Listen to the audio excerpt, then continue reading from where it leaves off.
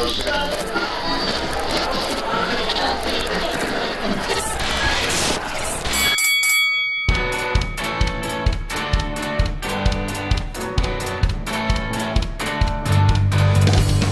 Thursday, October 3rd, 2013. I'm Jimmy Principe. I'm Sydney Foster. And I'm Trey Comstock. Put in your final orders because this is Tech's Last Call, episode 44. Your last call for tech news of the week. Tonight, Jimmy declares the Steam controller the winner of the console wars. Sydney takes Twitter's IPO into space. And I call on Ford CEO to relaunch Silk Road. We start tonight with Twitter. Looking for more money. Indeed. Twitter is seeking to join the ranks of the publicly traded in tech. So this story has been rolling around for a couple weeks now, but it just got a lot more official today as Twitter filed their financials in a way that the public can actually view them with the Securities and Exchange Commission. Which is considered essential. Right. So it was open to receive these documents. I just want to make sure that's clear. Unlike the rest of the government. Unlike a really vast percentage of the executive branch of our government. Except for 93 people from NASA. Handy for Twitter. Which is 3%. Anyways, continue, dear. And we're off the rail. Yeah, because now you've got me angry. Anyway, Twitter. Things that don't make me angry? Wait, no. So in their filing, Twitter stated that its goal is to raise $1 billion in new cash from said IPO. They also revealed that about 75% of their monthly active users access Twitter through mobile devices and that 65% of their revenue comes from said mobile users, so something that they're monetizing successfully. The monthly active user number currently sits at 218.3 million monthly users, which is up from 151.4 million last year. So all of these numbers are lovely and impressive, but of course there are naysayers who claim that Twitter isn't growing fast enough, that they can't actually do these things that they say they can do, or that they're worthless. That's me. Or that this is silly. So this perhaps makes my next question unnecessary based on the violent reactions in the studio, but how do we feel about the Twitter IPO, and do we think they will be following in the footsteps of Facebook or slowly drowning a la Zynga? Okay, so I hate Twitter I don't understand it. It doesn't make any sense to me. I don't understand why I care about what people eat and things like that. But anyways. Food is delicious. This is delicious food is good for eating, but not good for tweeting. But I think that they're probably going to do more like Facebook, except minus that whole they bottomed out and then had to recover. I think that $1 billion is within the realm of possibility. Remember, Facebook bought Instagram for $1 billion. And granted, that was private, but no, that was private. That was right before they went public. But no, my point is that was Instagram's total valuation, whereas Twitter is worth more than $1 billion. Well, okay, wait. What's their valuation? I did not look at the article. $3 billion. Well, I don't even remember now. But they're trying to raise $1 billion, which is not the same as being valued at $1 billion. I will find this. But anyways, so they're trying to raise $1 billion. I think that they can do it. They have their mobile strategy more in place than Facebook did when Facebook IPO'd. Twitter's whole thing recently has been trying to figure out how to monetize all this data that they're collecting. The Twitter the Twitter Nielsen ratings are coming up here soon. Yeah, or have gone live, one of the two, where Nielsen uses Twitter as part of its ratings for a show. So, which is something that Facebook has not been able to do, even as big as Facebook has 1 billion people, and they still can't. Well, yeah, over 1 billion. They're at 1.1, 1.2 now. They still haven't figured out how to completely monetize that market. Twitter, of course, can grow. They're only at 218 million people. So they, of course, have room to grow. But I wonder if Twitter's value is less for people like you and me in the everyday and more to large companies mining our data. You know, we've been talking down on Twitter for as long as I've been covering social networking. And so, okay, since 2008 is when I started kind of seriously looking at social networking as a field of study when I was writing my undergraduate thesis. Which is about when Twitter was starting to come into the forefront. Really come into the forefront, okay? And so since that time, so 5 years, coming up on 6 years, we have been saying, oh, Twitter can't last. It used to be Twitter can't monetize. That's clearly not true. You know, there's no point past that whole fail whale problem that they used to have. And they got past that. Or now it's like, you know, Facebook does everything that Twitter does, and you're not limited to 140 characters. Why don't people just spend more time on Facebook? How is Twitter still a thing? And I think we need to get over that. Twitter is here to stay. I don't necessarily always understand how or why. Some of it, I think, is the simplicity of the platform. It's like a Kindle or something else. And the speed of the platform. And the speed of the platform. And the fact that essentially everything's public. Okay? So it's great for like news agencies, or not just news agencies, but us wanting to read what's happening in a big thing. So like I actually spend a lot more time on Twitter now. I heard about Twitter's IPO through Twitter, oddly enough. All of the major breaking news stories that I've been covering this week first broke for me on Twitter, which is a first for me in a news week. But thanks to Windows Phone and how it aggregates my social feed, I'm seeing a lot more Twitter. And Twitter is great for that kind of what is going on. And I think that's something that everyone values. I've never been one for reading the newspaper in the morning, but I now scan my combined Facebook Twitter news feed, and I subscribe to AP, and I subscribe to CNN, and I subscribe to CNET, and I subscribe to Giant Bomb. And well, that's the strength of Windows Phone. That's the strength of Windows Phone, Right. but also I can get all of this from my Twitter feed. And a lot of that's being aggregated off of Twitter. But just because Twitter's not going away doesn't mean that Twitter is going to do what Wall Street wants it to do for it to. I mean, I feel like the metric for success is different. Well, I mean, look, I've said many times, or implied many times, I think Wall Street's insane. And I think what Wall Street expects out of any company, much less a tech company, is ludicrous. And like Apple is a perfect example of that. Right. And Right. So if Apple can't live up to it, how is Twitter going to come close? Apple does, for the most part. I mean, they're still like the most valuable corporation by market capitalization. Yeah, their standards, though, the standards that the market has for them are unreasonable. And so I think that as long as the market, like Pandora is a good example of one that didn't have ridiculous expectations coming out into the market. And they've managed to kind of hold around what their IPO was, if not gone up a little bit. But they didn't do the nosedive that Facebook did then to recover. And they didn't do what Zynga did, where they nosedive and then just kept falling. And then just kept falling. So I think that Twitter will be more successful than other tech IPOs we've had in the last couple of years, in that it seems like their goal is reasonable. And by the way, so they've raised $1.15 billion in venture capital money.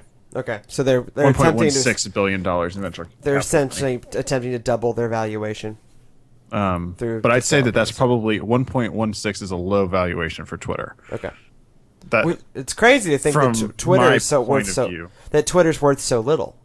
If Zynga, bought PopCap for like $1 billion, and Instagram went for $1 billion, and to think that Twitter's only worth about a third, about 50% more of that. And the estimate is that Twitter will capture 1.85%, and this is from the research firm eMarketer.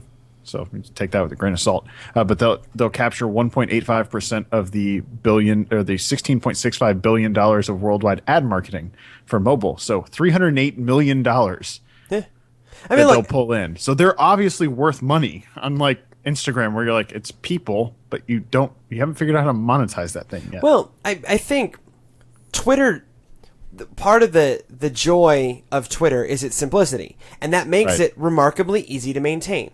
Right? They don't go feature crazy like Facebook. And so it's a relatively lightweight platform that keeps costs down, so they can make money on a modest share of advertising. Right? $300 million is not in terms of corporations, it's not a huge amount of money. Apple sneezes and makes that much money. Like literally, HTC would love to make that much money. Look, Apple has enough cash reserves to buy 100 Twitters. Let's think about that for a second, okay? That's terrifying. That's terrifying. But it's true. So, but they're not doing hardware, and they're not even doing particularly powerful software. What they have is an idea and a zeitgeist, and that has value, and that brings in ad money, but they don't need a whole lot of money to keep doing what they're doing.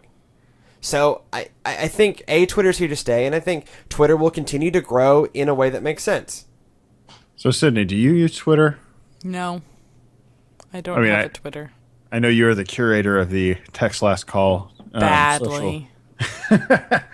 But then I again, we bet only you have like maintain 3 that Twitter Pinterest. followers, so. I bet you maintain that Pinterest profile like nobody's business. But from a long-expected launch to a much-needed closure, the government did something this week. So the internet has a dark side, a very dark side. And this week, despite the government shutdown, the Fed seized Silk Road, the providers of all things illegal on the internet, and arrested its founder/operator, Ross William Ulbricht, better known as literally the Dread Pirate Roberts. Can I steal that name now that he's gone? I No, want that. and I'll explain why in a second. He was arrested on counts of selling narcotics, hacking, money laundering, and murder for hire.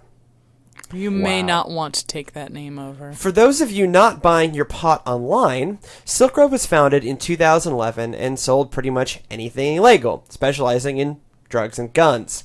It operated mostly through bitcoins, with about $1.2 billion worth of bitcoins passing through the service since 2011, with them netting in commissions $80 million in bitcoins. So impressive. we're talking about some very serious money happening here. It was only accessible through the secure system known as the Onion Router, Tor, and implemented a myriad of systems to protect user privacy, including a Bitcoin laundering scheme. The Dread Pirate Roberts is accused of further ensuring the privacy by hiring a hitman to kill someone threatening to go public with seller and user information.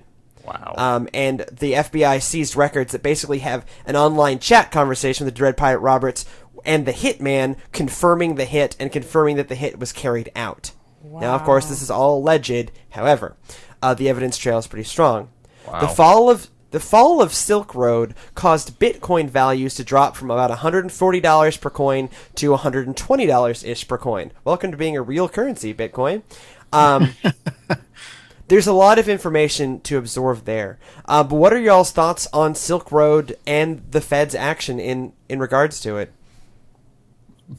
I'll let Sydney take this one. Please don't. I mean, I don't understand about 30% of What don't you understand? all the technical part of it. What was it? What do you consider technical, dear? Don't even worry about it. No, I mean seriously, what don't you understand? Well, I just don't understand how this kind of stuff works as far as Tor and all those crazy acronyms and things. So it's just not even. What worth Tor getting is into. it's a way of routing traffic in a secure way. Okay, it was actually developed by the U.S. Navy, and the basic idea behind Tor is that it bounces your signal off of multiple different locations, so that no one can tell where your signal is originating from. And then it also, on top of that, encrypts what you're doing so that no one can read the data that's being bounced around. And so it's a way for, like, dissident groups or the military or people who want to commit crimes online to cloak their traffic in such a way that, even the FBI, is essentially it's pointless to try and trace it.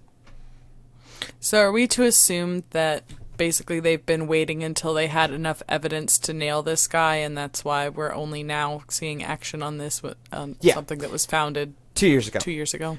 I mean, basically, they've been doing a lot of kind of undercover operations where they've been conducting transactions on Silk Road to attempt to buy illegal goods and thus build a case that Silk Road has direct knowledge that they're selling illegal goods. Because the issue is, the case you have to make is that not only are illegal goods being sold, I mean, that happens on eBay all the time, and then theoretically you just do a takedown and it goes away. But what they're pinning Dread Pirate Roberts and Silk Road on is that they knew and implemented systems to better facilitate illegal transactions. Sorry, we thought that was the legal marijuana. No, I mean, they don't have those kind of and- arguments. And guns and all kinds of other And things. crack, and I mean, it's It not was the just legal pot. crack. And like, so like the FBI agents like, look, this Bitcoin laundering scheme shows that they know that this is illegal, or they implemented a stealth mode for their biggest sellers. So their biggest sellers couldn't even be reached directly through the site. This is creepy. It's creepy that this is a real thing. I'm sorry. I mean, it's really disturbing. This is more sci-fi than Yeah. real life kind of thing, but Well, but think of it, it's it using exists. mostly open source tools. Well, and Yeah. that's been one of the problems with Bitcoin's that, yeah, okay, Bitcoin's online currency, but it can't be traced. And so, Well, you know, in the way a credit card can be. It can't be traced the way a credit card can be. And they came up with the laundering system same as cash. So Bitcoin has like a unique identifier. That's how Bitcoins function. And Right. there's a list of those unique identifiers and how often they get swapped.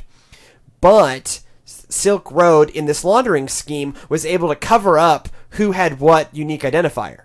And so essentially laundered money. Fascinating. So basically, I mean, they did the same thing that any money laundering scheme, right? Turned it into untraceable bills.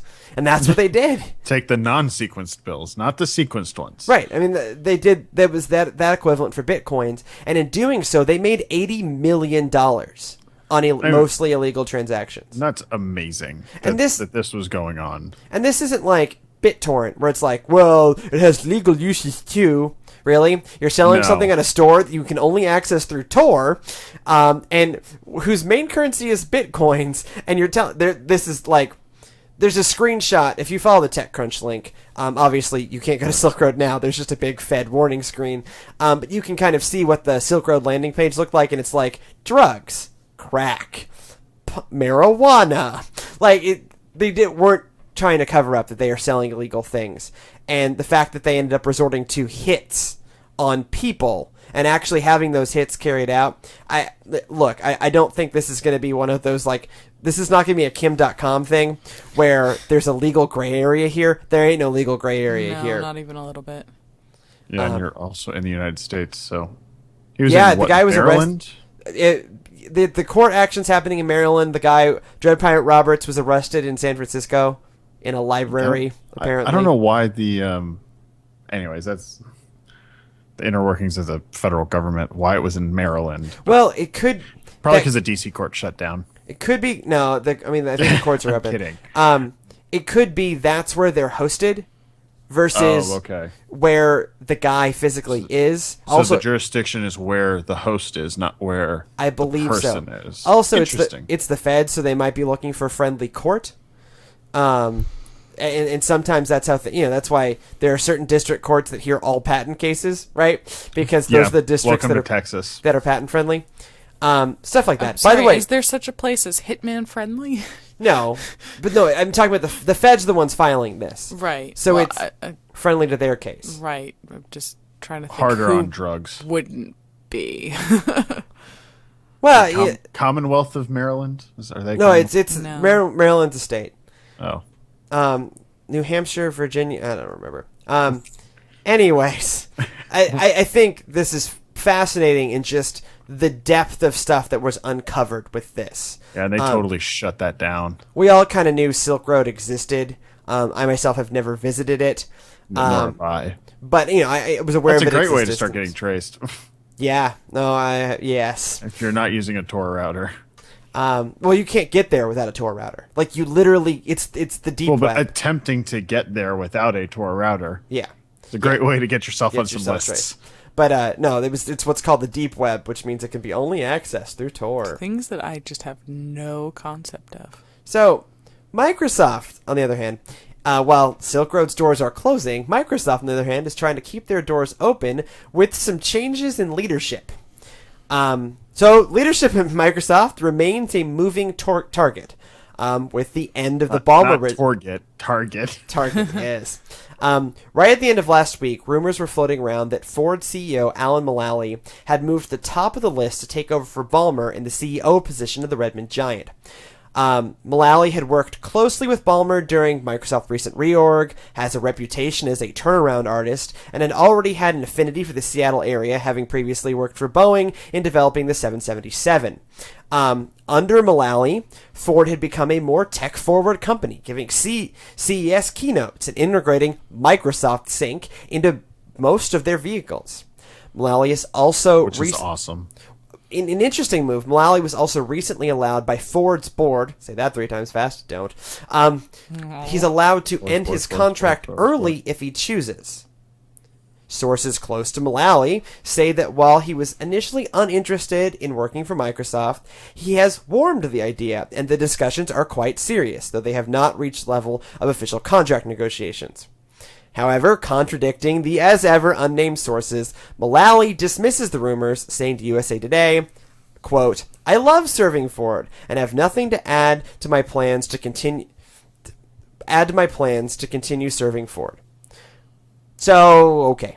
Maybe not. That's a wishy-washy answer. Yeah, I know. I think it's clear that negotiations are ongoing. It's just, will they go anywhere?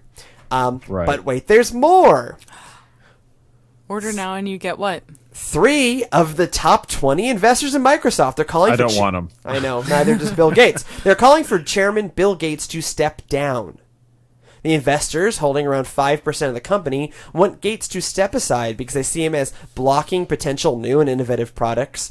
They think that he's going to have a negative influence on the CEO selection process, and generally see him as having undue influence in the company that he co-founded. Bill Gates himself still holds about 5% of the company, and the board may not have to heed the request. Yeah, Gates is the largest individual shareholder. Largest single shareholder, with Ballmer as number 2, and they're really good friends. And between the two of them, they hold about 10% of the company. With all this, what is the right move for Microsoft to make right now? Burn it to the ground. Burn it to the ground. I'm just going for something unique here. $22 billion in revenue. Buy BlackBerry. Buy BlackBerry for a song. Okay. What's next? Co-brand with Coke. Co-brand with Coke. And that'll be our next story. What about leadership? What move do you think makes sense here? I think that Alan Mullally. Alan really Mullally. Fun to say, Mullally. That's a hard name to say. That's Anyway, so Alan Mullally, he's done some good things over at Ford, and obviously has a close working relationship with Microsoft with the integration of Microsoft Sync and his relationship with Ballmer. So he would definitely be in the running. Now, whether or not he would be the one to take over, that starts to become something else, because you're pulling Stephen Elop in from Nokia. Mm-hmm. So he's a potential now inside of Microsoft that you could promote into that spot. That's kind of outside, but still kind of inside. Well, I mean, but he started at Microsoft, so I basically view him as an inside perspective the whole time. He's an inside perspective that has gone outside a little bit. So he's not been in the Microsoft core forever, just for most of his life. As far as leadership, it's all just rampant speculation at this point. And until we get more news there's obviously negotiations going on, because that was not a shut down discussion about the about the CEO position. Yeah, he certainly didn't close the door. He left it open a little bit so he could. But anyways, and on the whole Bill Gates thing, I understand what they're saying.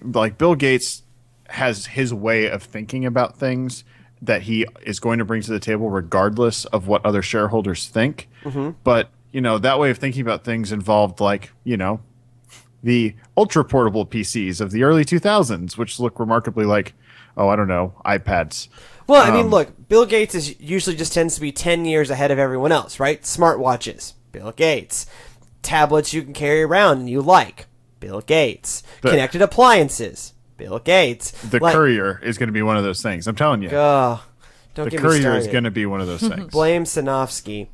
Actually, just always blame Sinofsky. It's a solid plan.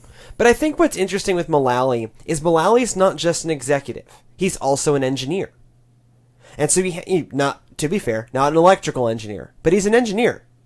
Is he a Mechanic. I believe mechanical. I mean, If he's Boeing working and for then Boeing, that's what would Boeing make and sense. then Ford. So my sense is it's mechanical, but in terms of Aerospace. very large high-tech systems, cars, planes, high-tech stuff. Planes, trains, and automobiles. And he understands big companies on a scale that few other CEOs or few other people that they're talking about really can. Well, he's also been successful at Turning around. those two companies. Whereas we can all look at Elop and say, how well did that turning around of Nokia go? Because it didn't really go super well. Well, They got bought by Microsoft. I mean, I don't know. I think in terms of mind share, it went remarkably well. no, He that's started true. I turning agree. out products Americans care about, which Nokia was not doing until he took over. So I don't think we can totally write off the turnaround job that Elop did, and I think he got bought by Microsoft midstream. That's fair. In terms of Mullally, I think it could happen. In terms of the Gates thing, forget about it. Look, just No, forget about I it. agree. No board is going to do that. I think that they're just voicing their displeasure. I don't think they're actually going to do anything.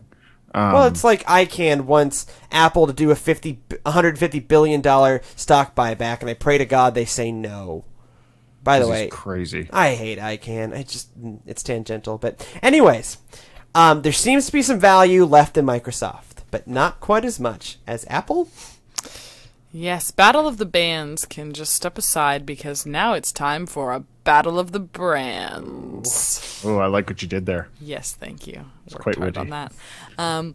So brand consultancy firm Interbrand recently released their list of the top 100, as they call it, best global brands. So why, you may ask, does the tech world care about what some random consultancy firm has to say?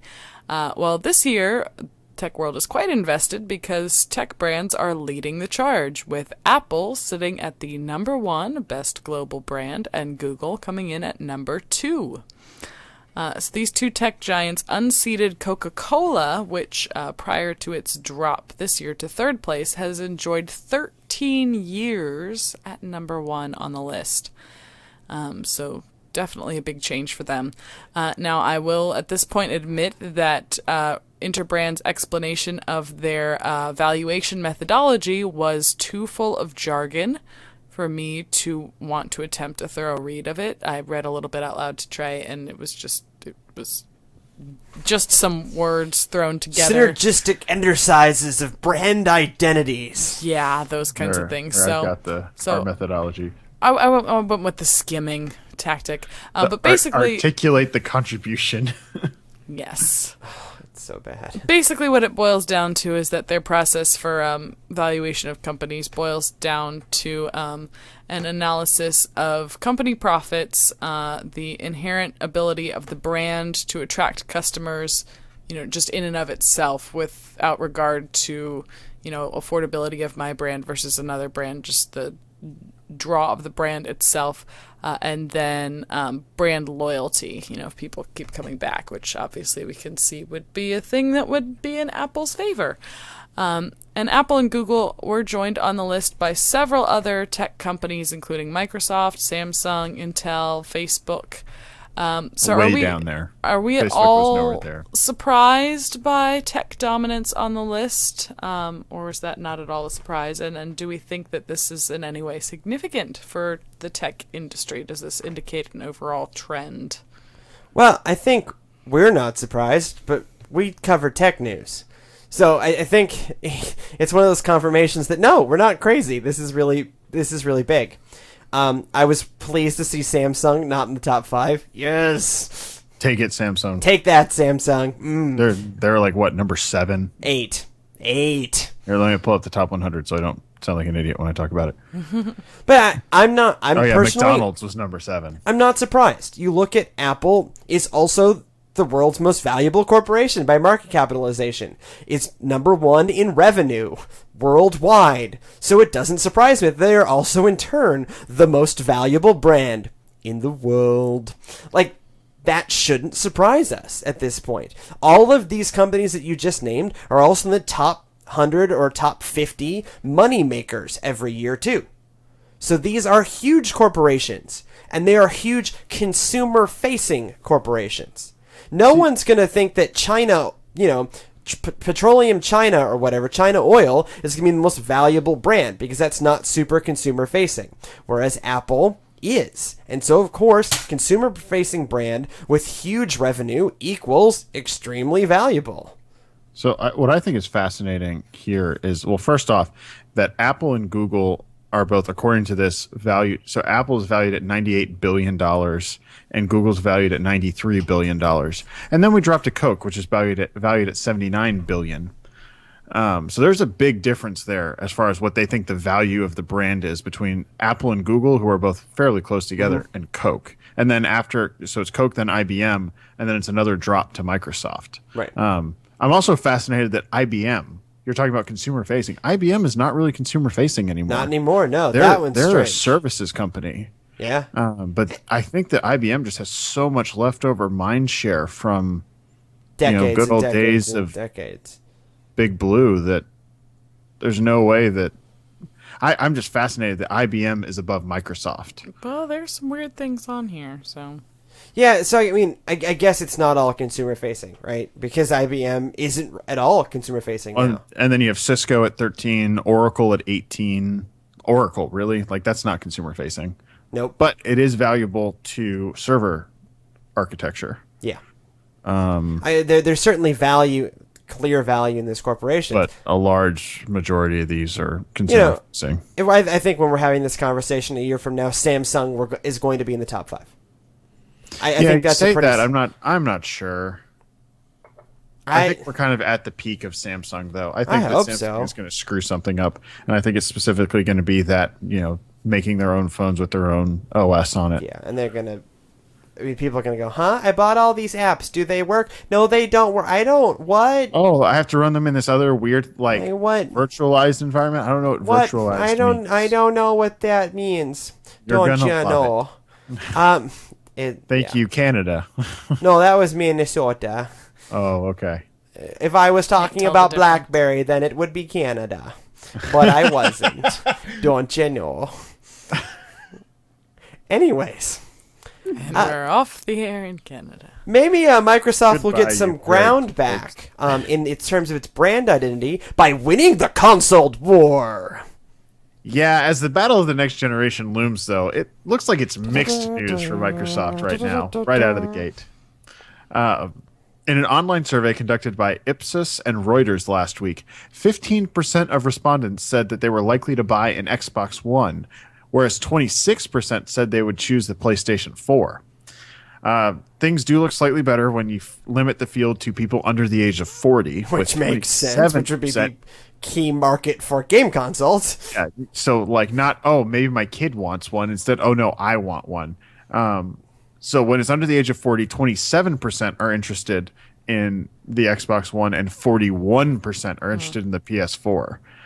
So Microsoft has not reported their pre-order numbers, so we have no indication of how big they are, but we know that they're greater than whatever it was for the Xbox 360 when that was released 8 years ago. Literally, literally 8 years ago. Yeah, in it was okay. 2005. It was released 8 years ago, not Yes. 8 years Not ago. it was released. Yeah. Fun stats for Trey, because we know Trey loves statistics. The sample size was 1,297 people, and Generally 715 considered valid. 715 of those people owned gaming devices. I'm assuming that smartphones aren't in that. And of those people, 3% are now playing games on the Wii U or Wii U. 20% on the Xbox 360. Okay. 20% on computers, That's and 18% interesting. on the PS3. Okay. That sounds about right, given how it all went out. So Sydney, the question really is, did Microsoft's message of the one box to rule them all fall short in getting the message to the casual gamer, or are the hardcore gamers successfully pushing the market towards Sony, who has been out there from on the forefront of used games and allowing used games on their console, whereas Microsoft kind of had to backtrack on that? I feel like Microsoft's message is part of their problem little because dark. it's changed so many times. Nobody knows anymore. People in the changed. tech industry can barely keep, and the games industry can barely keep up with what's going on with this thing now. So I think the average consumer isn't following along that carefully and isn't keeping track of, they remember way back when this was released, everybody was really angry about something, so forget that, Microsoft sucks. And so they're just, they wrote it off then and haven't bothered to keep up with any of the changes. So I feel like their message and all the changes and the backtracking and the wait, we're doing this, no, wait, we're doing it that way, reversals are not helping them, definitely. Well, to bring up something that I realized we cited Danny O'Dwyer last week, but I'll cite him again this week. One point that Danny O'Dwyer made over on GameSpot is that this is the point in the console cycle where the hardcore gamers make the biggest difference. Here, I'll go drop that link in the doc so that we'll have it. Yeah, it's his show, The Point. Yeah, I'm on it. One of the point that he made here is that this is the point in the console cycle where hardcore gamers matter the most, because we're the ones following it. And so our friends are asking us, hey, what console should I get? And resoundingly, hardcore gamers are saying PS4. And so that's what I think we're seeing here. Also, I think we're seeing the effective price. It's right? $100 more. $100 more. Yeah, but we don't all know, but it's safe to assume that Microsoft is going to release an Xbox One without the Kinect in it. I don't think that's a safe assumption to make at all.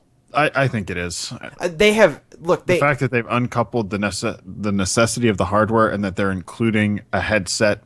Well, if they do that, they have essentially killed the Kinect forever being of any point at all. Because the only hope for Kinect was this generation; it was going to be packed in, which means now software developers can count on it being there. And if they can't count on it being there, in terms of at least present in the household, they're never going to take advantage of it. I honestly don't. Key. It's the key to this whole one box to rule them all. The Kinect has the IR blaster in it. The Kinect has the voice control. The Kinect makes it so you can say TV on and your TV turns on. Right. It's like the future of the connected house is now, and the Kinect is the key to that. Hence my point. I don't think they're ever going to unbundle it. But then why would you make it so it's not required? Because that was a compromise. That's a compromise they made rather than... though. No, look, they had to make it clear that you weren't being that your children weren't being spied on, because the internet is crazy. Okay? The internet is insane, and we go off a few stories ago. Right, and we go off on dumb crap that, and I do too, that will never happen, makes no sense, but we get hyped up about it. Oh my god, they can spy on me, there's cameras! I'm staring into 2 webcams right now. 3, if you count the one on my MacBook Pro. Like, whatever. Okay? Well, and that's like, you've seen the laptops where they have like the switch on the webcam, so you can flip a switch and it'll slide across. Yeah, because they don't trust the little, like, I know my webcam's on. There's a little blue light on it. Well, yeah, but you can, I mean, there have been plenty of exploits that show you can turn on the camera without turning on the light. Like, okay, fine. Yes, but whatever. Come on, let's be real. And so the compromise for that was, okay, fine, we'll make the code in the box so that it doesn't need to be plugged in order for the system to boot up. But I don't think they're going to let that go any further, or they have simply betrayed any developer who has any interest in using Kinect at all. Mm-hmm. I cannot take that as a given. So I think there will always be a price differential. And let's remember that the Xbox 360 launched at $400. Yeah, and the PS3 launched at like $650. Okay, and that was dumb. But the Xbox 360 came drastically down in price throughout its lifetime. As did the PS3. So these numbers will come down, and these numbers will level out, and Sony will eventually sell a bundle that packs in the camera and a game and will cost essentially the same as the Xbox One. And they'll probably sell a bundle that packs in a Vita. Yes, and that will cost like $700 and be totally worth it. So, look, I think this is price, and I think this is the hardcore gamers driving the market. Also, I want to call out the tech journalists who are like, only 41%? That's not that many. 41% of all people, 18 to 40? That's huge. That's gigantic. Well, and like we said, 20% of these people have either one or the other, basically. Right. And so when you get more than 20% that are interested in upgrading to the new thing... That's big. Okay, so I'm sorry, that really ticked me off. They were like, "Oh, it's not that big. It's not that many." That's huge. No, and like 27% in the less than 40 age group is a good number. A fair number. Like, That's a fair number. That's, and this is a big enough sample size to be considered relatively valid, right? Anything over 1,000 in this kind of thing, you can take some validity from. In online polling, I usually prefer to see a larger sample size, closer to 2,500, but even still, like, this isn't terrible methodology for what it is. And given that it's an online poll, it's going to skew more towards gamers, and so this is probably the 20% computers. Right, so this is probably somewhat inflated, but even still, that's going to be a lot of people. And there was this really dumb report that came out from some analyst that said, new consoles will boost console business. Well, they're probably right. And so, great. This will be a decent generation. I'm very excited about this hardware. I'm more excited than I am about the Steam box. We'll talk about that in a minute. Quiet you. But I'm excited about both of these consoles. I think in terms of hardware, I'm more excited, and software right now, I'm honestly more excited about the Xbox One. I think in terms of long term, the thing I'll get more use out of, it's going to be the PS4, especially with its crossplay on Vita. But the Xbox One has more exclusive AAA games coming out for it, and is doing more interesting things with hardware. You can debate whether they're good interesting or bad interesting, but they are certainly interesting. I want to see how well it works. And then I will decide. And actually, something everyone should be keeping an eye on. If you're interested in seeing an Xbox One before release in November, they're doing a nationwide, actually worldwide tour where they're taking Xbox Ones to various cities around the country. So, for instance, in a couple weeks, it's going to be in Atlanta. So check out somewhere buried deep in Microsoft.com and see if you can get a chance to see what this thing looks like. I know I'm going to be looking at it in a couple weeks when it's here in Atlanta, and we'll definitely be reporting back. But from gaming consoles to the number one handheld gaming system in the world, the iPhone. Are you guys sick of hearing about iOS 7, perhaps? Well, iOS 7 could literally be making you sick, apparently. Since the launch of the new operating system a couple weeks ago, there have been reports of it causing severe nausea, headaches, and motion sickness because of the amount of movement involved in the OS's transition between apps and screens. There's a pronounced movement and animation that seems to be jarring to people to the point of motion sickness. In fact, some organizations for people who suffer from motion sickness related conditions are warning people not to upgrade to iOS 7. Which is all well and good because it's probably losing your messages anyways. So good. Apparently, a small percentage of iOS 7 users have been having their iMessages just straight up disappear. They say they show up as delivered on the sender's phone, but are not showing up on the intended receiver's phone. Is that why your mother didn't get any of the pictures that I sent her last weekend? Possibly. Though that seemed to be affecting my dad's no Windows telling. phone too. No, it went through to his phone, but not to her phone. Then yes, that's what it is. Apple has even acknowledged the issue, stating to the Wall Street Journal, "We are aware of an issue that affects a fraction of a percent of our iMessage users. Fraction of a percent. And we will have a fix available in an upcoming software update." Which will be the third update since the release of iOS 7, by the way. Which was 2 weeks ago. Yeah. So is iOS 7 dead? Or at least death to those with motion sickness? An important first date related text that, quote, never went through? Okay, I'm really gonna good recycle. excuse. Yeah. Say what? It's a really good excuse. Oh, I'm sorry, it didn't go through. It must be that iOS 7 bug. Sorry. Okay, I'm gonna recycle comments from the iPhone 3G. What good is a phone if you can't use it as a phone? See, that was AT&T's problem and not not Apple's problem. This time it's Apple. I see your point, but I find it irrelevant. Well, it leads to the same issue. We're back to the tech industry can't receive their messages. Because they're all in San Francisco and New York. All in San Francisco and New York, which was at the time was the worst coverage areas for AT&T. It was the good old days. It was hilarious. I bring up the motion sickness thing. I'm usually the one on the show that tends most towards motion sickness. So Trey, how is it when you play first person shooters? I get motion sick and want to throw up. I haven't really noticed that with iOS 7. It is a little visually jarring for me, but I haven't experienced any motion sickness. But we were at Bible study on Wednesday, which is, young, but not super techie crowd. And one of the members of our Bible study had to stay home from church on Sunday because she had been made so motion sick by her iPhone. Like, apparently this is really a thing. And so I think Apple is going to have to get to the point where you can just turn off all of these crazy animations, which then we'll promptly all do because I think they slow everything down anyways. Well, and I think like that that's something that Samsung and Google offer with Android. Like, if there's any showy transitions, you can turn that down. Well, there is an option to turn down animations, but all it does is remove off. But you can't turn it off in iOS 7 currently. And so I think there'll have to be an update because apparently people really are suffering from this. Well, and I'm usually the motion sick, and usually I get affected, but not so far not. Thank God.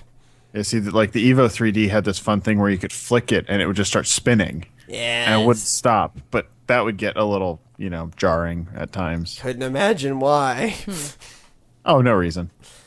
So, I just... Apple is having to do a lot of patches of this operating system. And I get that they changed a lot, both kind of visible and under the hood. But Apple is having to make a lot of adjustments to this operating system right off the bat. Not typical. No. I have no memory. Nowhere near typical. Well, this especially is like, them not admitting it. This is like they're admitting it. This is like triple speed on patches. Like, we'll have 3 patches in like 20 days, whereas usually the first patch doesn't come until after like 50 days or whatever. Like, this is abnormal. Right before Christmas kind of time. Excuse me. I mean, this is totally abnormal for Apple. Something that's been proposed, maybe they're just getting better at patching, but that doesn't sound like Apple either. I just think they rushed this thing out. We heard rumors that they were having to throw everything at it because it was tanking in development. So it could just be. Well, they couldn't have their new OS not ship ready. with. No, yeah, Just right. imagining It had Johnny to be Ive ready. with the roll of duct tape going, ah! Well, it's Johnny Ive who's used to having, to take all the time in the world he wants with hardware. And apparently the software chain at Apple isn't set up to handle Johnny Ive's extended design process. So you end up in this situation where the Apple can't take as much time as Johnny would like. We think of Johnny as Lola, whatever Johnny wants, Johnny gets. But apparently that hurt Apple this time, at least in terms of one reading of the situation. Something else that I think has taken too much time and may end up being painful is this week's gadget.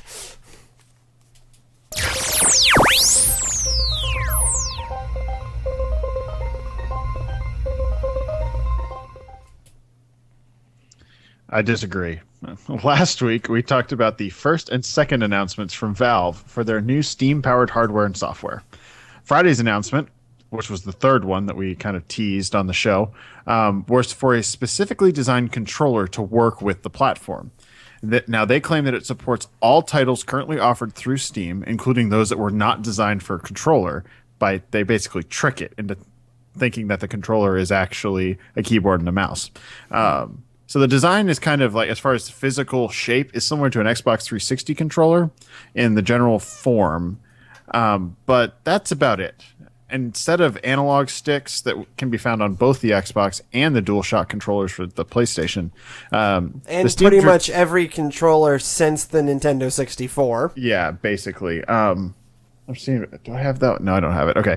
So instead of doing, analog sticks, they decided that they wanted to do 2 clickable touchpads that are kind of recessed into the controller. So instead of being up on top like analog sticks, they're kind of set down. You have to go look at the link. I can describe this as best I can, but it's not like a controller you've ever seen before. Now, Valve claims that the touchpads will provide much higher fidelity than an analog joystick can, and that it'll approach the precision of a mouse, which is a pretty big claim to make when you're talking about gaming mice that have a significantly higher precision than even normal mice. Okay, so how that works is an analog controller has a neutral position, right? Right. And so there's a certain amount of lag that's involved of moving an analog stick out of its neutral position and into a position where it registers movement. Right. With a trackpad, the millisecond, the instant your thumb starts moving, it's going to recognize the movement. That's the difference, theoretically. Right. Literally, it's analog versus digital. Yes. So, where was I? Yeah, okay. So, in addition to that, the touchpads use what they call a, quote, dual linear resonant actuators. Dual linear resonant actuators. Which provide haptic feedback. So that's like, the click or the rumble. But they say that it's more precise than the rumble that you'll find in like the PS3 and Xbox controllers, which is just like an off-center weight that just spins, and that's what makes the rumble. And they said that that's really terrible, and they didn't want to do that. So in addition to all that, the center of the controller is dominated by a large clickable touchscreen that has 4 buttons on the sides, which can be used for in-game actions that might normally be available like through hotkeys on a keyboard or something like that. Last but not least, Valve says that the, quote, the Steam controller was designed from the ground up to be hackable, end quote. So they're hoping that the Steam community will want to take it apart and possibly improve it. Availability will be sometime next year. Well, Steam, they're computer people. They like building their PCs and things like that. So it could happen. Yeah. I hate you. They hope that. So, anyways, it's going to ship sometime next year. Same like the Steam machines, and it'll be available for beta through that same exact Steam machine program that we talked about last week. So, really, the question is, Trey, are you as excited about this as I am? Because I'm pretty freaking excited. I think it is an interesting piece of hardware. I think it's going to cost like $500, and I'm not going to buy one. But no, it'll probably. I mean, at most, it'll cost $100. Like, I don't think cost is the issue here. I just don't see how it's better. I don't see how better it's than a normal gamepad. I don't see the improvement. I don't trust this idea of a trackpad because they're going to design special actuator motors that are going to give you haptic feedback for when you're moving your thumb, and it's Valve and it's Gabe Newell, and so there's going to be an obsessive, lack of latency and all of these things. Yeah, okay. I still don't see how this is better. No, there's only one reason for this thing to exist, and it was kind of, I buried the lead a little bit. It's that it supports all of the titles currently in Steam for gamepad support. Yes and no. Not all titles in Steam you can use a gamepad with. I've tried on one of them. But what they're not actually going to program this thing for every title. What they're going to rely on is trick it. No, they're going to rely on the community to design custom button profiles for each game. Okay, yes, that's true. So that's part of this hackable thing is you can reprogram it however you want and post that profile, and that's how they're going to get what they want. But Steam will allow you to map it like you would a keyboard as opposed to being reliant on it. Because the way that the games work now, you have to have a gamepad setting within the game itself in order to map any of the triggers or anything to it. Correct. So this would allow you to say, no, I want to use this thing with it instead, so I can now map that. But why would you do that? So you can play it on your TV without a keyboard? Right. But then if you're talking about a multiplayer game, you are just going to lose a lot. All of the time. Okay? Can you imagine playing Dota with this? No. No. And you're not going to be playing something like that from your couch. No, that's my argument. This is but that's my point. It's like a game that has gamepad support already is the kind of game you'd be able to play from the couch. The kind of game that, generally speaking, doesn't have gamepad support, with a few exceptions, you're not going to want to use this either. It's more legacy titles. Sure, that's what I think of. And Steam's full of those. And so that's what it would be good for. But the software end is not the issue I have, because anyone could put out an open source whatever with analog sticks. My issue is the touchpads. If it works, it's going to be amazing. And if it doesn't work, it's going to be a massive flop, and it'll be the thing that sinks the entire thing. And it'll go on the pile of really stupid game peripherals that we've seen in our lives, from Wiimotes to Wii U's. No, Wiimotes are not a stupid game peripheral when they came out. But they've had almost No impact, generally speaking. No, that's fair. And, there have been millions of peripheral schemes that have been tried by very creative corporations that think they've cracked it. And very seldom have they. Analog sticks have been with us since the arcade days. For a reason. People like them. They're a easy way to control. They provide the right amount of tactile feedback. And I don't think any software-induced motors is going to make up for physical actual feedback of a stick. Yeah, reading into it, it sounds like it's less motors and it's more like little speakers underneath. That's basically how they're controlling the haptic feedback. They're generating a vibration and a what is this? That's the resonant. My point is I don't think simulated. In all the haptic systems I've ever used, no simulated anything makes up for that kind of more physical, tactile response of an actual stick. And until I see that and see that it's better or see that it's the same, I have no hope for this controller. I think this is just going to be one of those interesting oddities that we all get psyched about, and then we're like, oh, no, this is crap. Remember the BlackBerry Torch? It had like a clickable screen. It was haptic. No. The Storm. The Torch was the one that didn't suck. Whatever the one that sucked. The Storm was the one where, you can click the screen so you can click while you're texting, except then the fundamental flaw was you had to allow the screen to depress. Right. So you could then click it again. Right. And every iPhone competitor for the first 3 years of something versus iPhone says, we have haptic feedback. Well, the haptics was never all that good. Oh, it just vibrates. Right, and so until I see that this is actually giving me, like, the kind of response that I'm looking for, I don't believe in it. I absolutely don't believe in it. And I'll probably buy one because I'm the gaming guy, and that's what I do. But I have my gaming PC connected to my TV. I have an Xbox 360 controller that I already used with it. So I'm going to get one of these just to see if it works better. Right, and so great, we're going to feed the machine, but I will feed the machine specifically so I can go on air and go, and yet it's exactly what I expected. I have so no Sydney, hope for what do you think? We know Trey hates it. Do you have any hope for this thing? It's interesting. The fact that it's hackable, of course, is of no interest or use to me because that's beyond me technically. But I can see how that would be exciting to people who are into that kind of thing, and also how that opens it up for different options as far as being able to make it compatible to different games. So conceptually very interesting, but presumably that means they're also probably going to have to make money on the hardware. Yeah.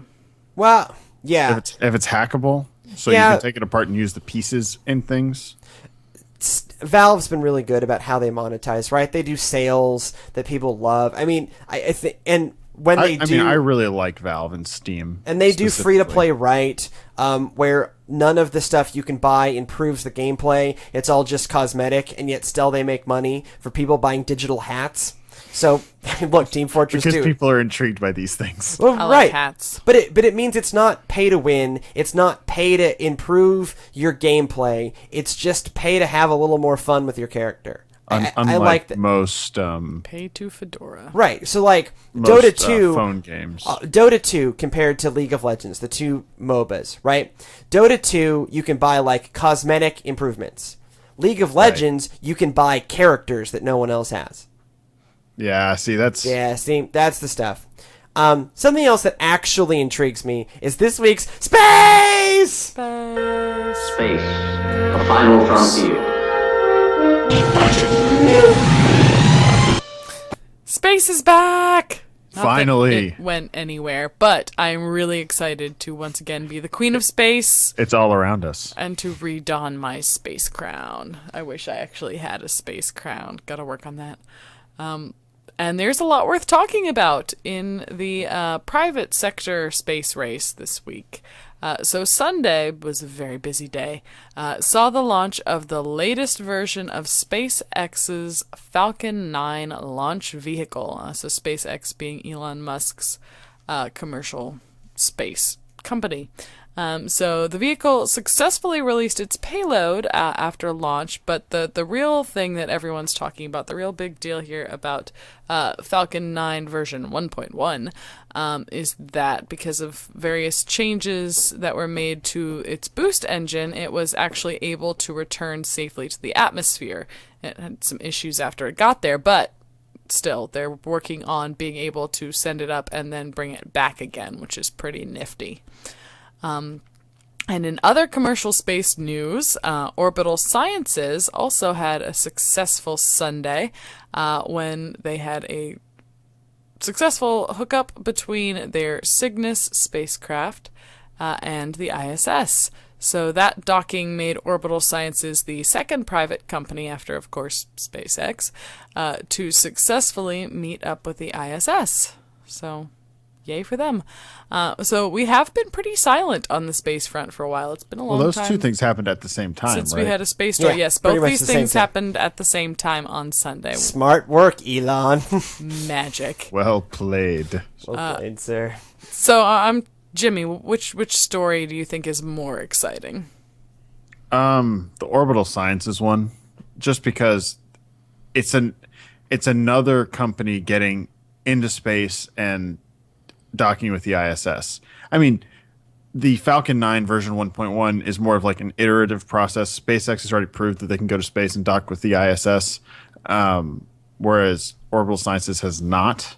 And so that's why I personally think the Orbital Sciences is more interesting, because now that's two companies that can launch into space and possibly commercialize space when, NASA currently, like I said, NASA has 93 people that are currently monitoring the guys.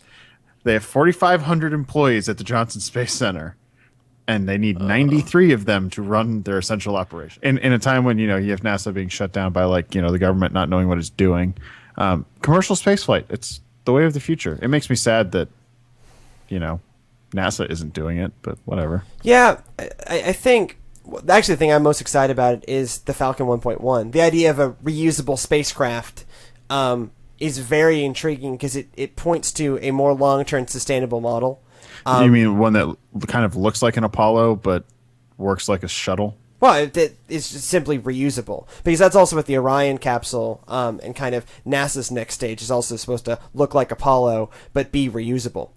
So I think we've all just kind of given up on space planes, which is fine. I don't think we ever really got the benefit out of that we thought we were going to. So back to capsules. They're cheaper anyways. Yeah, you also just look at the Apollo, the Saturn V rocket, and you just go, that thing is ridiculous. Yeah, we lost the plans to it. We can't rebuild it. Yeah, we actually literally do not have the plans to the Saturn V stupid. rocket. We don't know how they built it. We're so stupid. We're so stupid. Someone should call up the Chinese. Say I it bet with they have me. some plans. Copies. Look, Scanning. I get that it was difficult Plastic, to do at the it's time. gonna be big. Backup. So, with NASA being basically non-functional, and Literally right now. I feel for our probes that are out there right now alone, trying to call home, and no one's there to pick up the phone. Just think of the rovers and the probes. No. Congress. See, they've digitized all of this to Congress, think of the probes and the rovers that do you you have want to sent leave into Curiosity space. there? You want to leave them there. They're calling home and no one's picking up the phone. Congress, get it together for the probes and the rovers. They need you right now more than anybody else. Maybe. Probes and rovers are people too. And on that note, it finally brings us to this week's last call.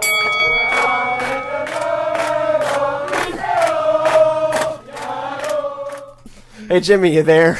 Yeah, I'm there. Sorry for the earthquake on my camera. I'm swarmed by cats. There's a swarm of cats. So, who's excited about new Star Wars movies coming in 2015? I am actually excited. I'm excited. That's it's right. sad after, all the...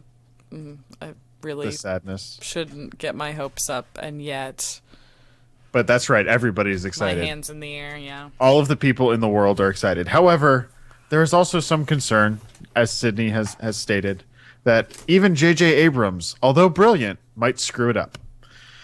So have no fear, internets, because the ad agency Sincerely Truman is there for you, laying out in a new YouTube video entitled 4 Rules to Make Star Wars Great Again, how J.J. Abrams can get it right the first time. The suggestions boil down to 1. The setting is the frontier. 2, the future is old. 3, the Force is mysterious. And 4, Star Wars isn't cute. These are literally what their text says. So although we can all agree that the ability to destroy a planet is insignificant next to the power of the Force. Are these 4 points the secret sauce to make Star Wars as great as it can be? I think 3 of them are.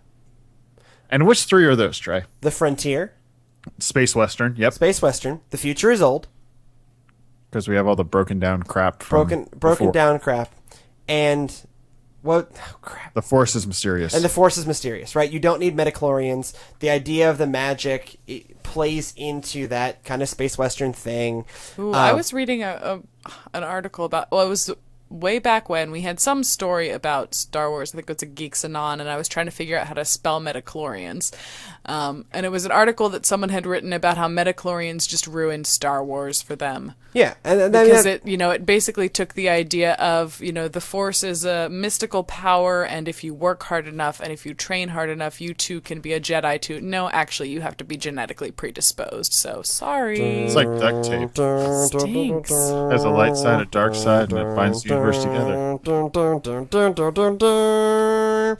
Anyways, but Trey's point was that Star Wars is actually cute. But Star Wars has always been kind of cute. They took the cuteness perhaps too far.